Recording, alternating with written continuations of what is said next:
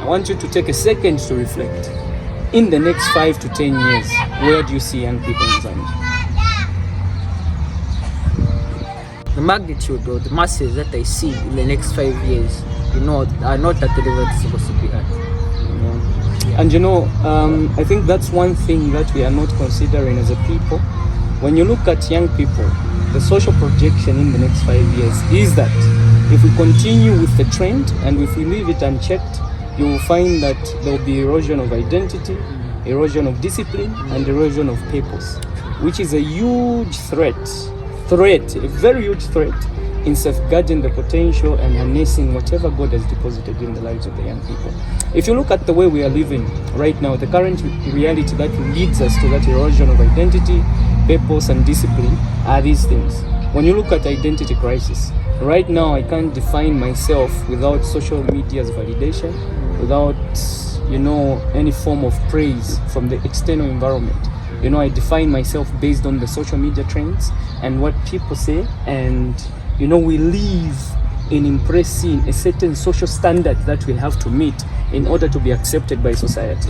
So you find that there's an identity crisis. We are defining ourselves based on a social status, what social media says, and the trend around. We are not living according to who we are. So there's an identity crisis. So you can see from issues of misplaced priorities, issues of a casual way of living, issues of identity crisis, issues of mental health, mental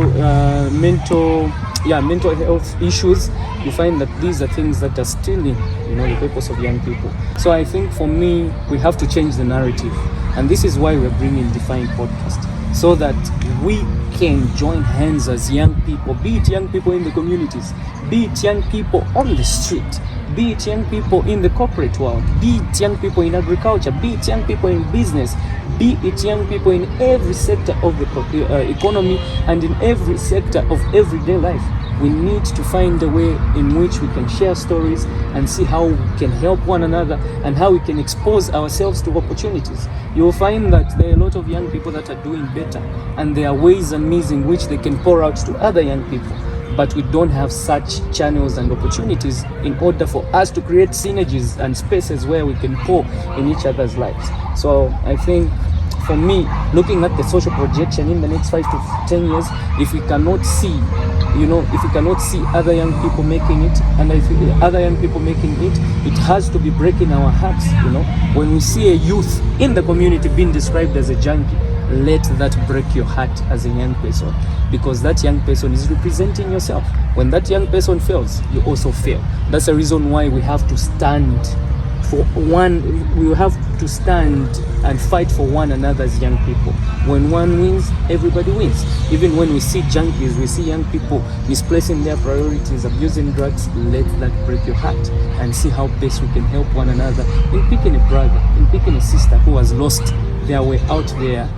We have to redefine, the identity of young people. We have to reclaim the potential that God has deposited in young people. We have to, share stories of young people, understanding where young people are at. So we can only redefine and change the narrative if we hold hands together. Yeah. Thank you very much, Mr. Wade. To our dear viewers, remember, stay tuned, be ready. These conversations will shape us all.